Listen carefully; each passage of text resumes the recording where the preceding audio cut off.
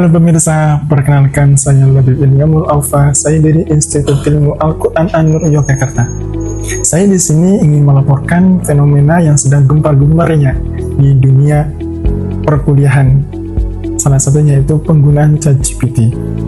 Dulu mahasiswa itu pergi ke perpustakaan untuk mencari referensi jurnal, tugas-tugas lainnya, bahkan skripsi. Tetapi sekarang perpustakaan udah mulai sepi. Sekarang mahasiswa beralih kepada mereka dengan mudahnya membuka laptop, memberikan satu pertanyaan, dalam hitungan detik jawaban sudah terselesaikan. Sekarang pertanyaannya, apakah realitasnya juga seperti itu? Mari kita lihat. Sini teman-teman.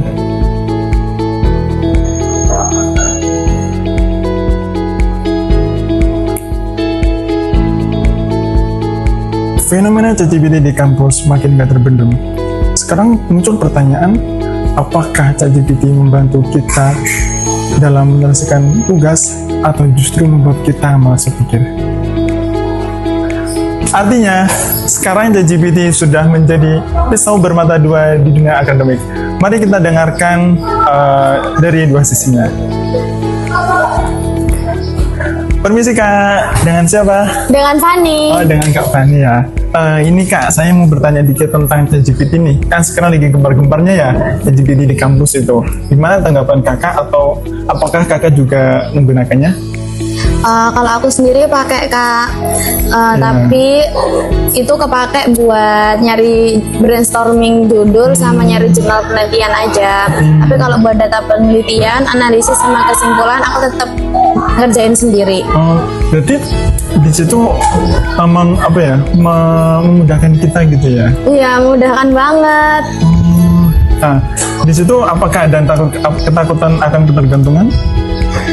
Iya, kalau kita sampai ketergantungan itu yang bikin kita males mikir, itu yang bahaya. Yeah. Jadi intinya AI itu jangan sampai dia tahu sebagian besar isi dari skripsi kita, Jadi, melebihi kita. Jangan sampai AI itu menjadi yang lebih tahu akan skripsi kita ya daripada kita sendiri gitu ya.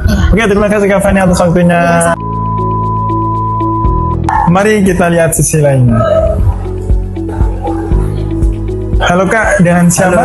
Oh, Gufran ya? Oh, dengan Kak Gufran. Jadi gini Kak, saya mau bertanya seputar tentang dunia akademik sih. Jadi sekarang tuh lagi gembar-gembarnya AI nih, ChatGPT di dunia akademik. Bagaimana tanggapan Kakak? GPT ya? AI ya? Oh, GPT. kalau saya sih kalau GPT tuh enggak banget sih, enggak. Oh, kenapa Anti Kak? bang sama saya GPT. Ya karena, jadi gini ya, kemarin kan ada temenku. Iya. Itu pakai GPT dari sempro sampai skripsi dia. Terus pas sidang ditanya dosen penguji, nggak bisa jawab. Saya nggak mau seperti itu, makanya saya anti banget sama GPT. Berarti di situ malah justru ChatGPT malah membuat mahasiswa itu malah berpikir gitu ya. Jadi malah menggantungkan semuanya pekerjaannya ke ChatGPT gitu. Ya. Seperti itu. Saya kan ChatGPT itu merusak pola pikir mahasiswa. Jadi malah berpikir gitu. Iya, baik. Menggantungkan pada GPT. Ya pada AI teknologi itu ya. Oke. Terima kasih Kak atas waktunya. Ya. Tadi kita sudah mendengarkan dari mahasiswa pro dan kontra tentang ChatGPT ini, dan sekarang kita mencoba mendengarkan dari perspektif dosen itu sendiri. Let's go.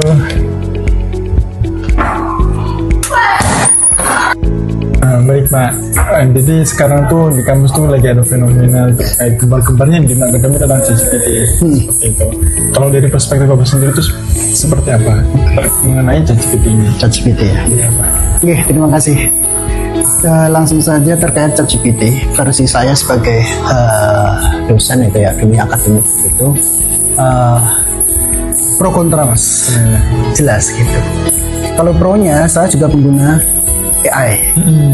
Gitu. Yang terjadi adalah AI hari ini itu selalu berkembang. 2 tahun lalu AI itu masih banyak sumber-sumber yang ngawur-ngawur itu AI.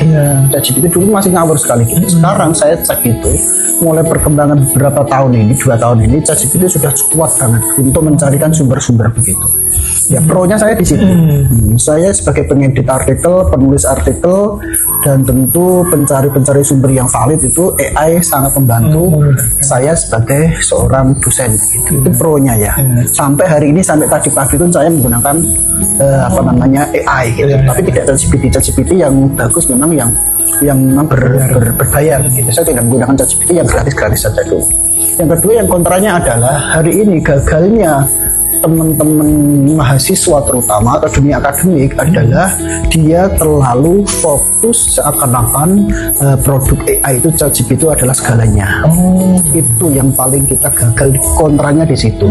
Misalkan begini guys, tolong buatkan skripsi ini, dan banyak sekali gitu. Sampai dalam tanda kutip biasa kemarin saya mengedit artikel dan menerbitkan artikel. Di bawah artikel saya diterbitkan jurnal itu ada artikel yang berbasis AI. Saya tahu. Kok bisa masuk di situ ya? Karena katanya saat telepon orang yang penulisnya itu tanya memang dia mepet waktunya, akhirnya menggunakan AI dan tidak dipertanggungjawabkan secara akademik. Dan itu banyak. Ini kontranya di situ. Itu pro-nya saya pengguna AI karena saya pencari berita-berita yang valid dan mencari informasi yang cepat begitu. AI yang gunakan. Kontranya adalah terlalu menggunakan AI seakan-akan menggantikan manusia. AI itu malah inilah kontranya di situ, merusak daya pikir kita, merusak daya moral kita, dan beberapa kontra-kontra yang lain. Itu intinya di situ. Terima kasih Pak. Sama-sama. Masukannya. Keren ya. Jadi, kuncinya bukan pada memakai atau enggaknya, tapi bagaimana cara kita menggunakannya. AI sama halnya dengan kalkulator.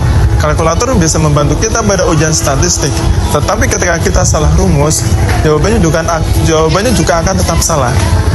Pelajaran pertama yang bisa kita ambil adalah bedakan antara dibentuk AI dengan plagiasi AI. Ketika semua jawabanmu berasal dari AI, itu artinya kamu plagiat dan itu kamu curang. Pelajaran kedua adalah untuk kampus, pelarangan penggunaan AI bukan sebuah solusi yang tepat, tetapi kampus seharusnya membuat sebuah edukasi baru akan penggunaan AI dengan baik dan benar. Jadi, ChatGPT sebagai teman atau musuh skripsi kita, jawabannya tergantung pada kamu yang memakainya. Saya Labib bin Ngamul Aufa, melapor dari Institut Ilmu Al-Quran An-Nur Yogyakarta. Sekian, terima kasih. Bye-bye.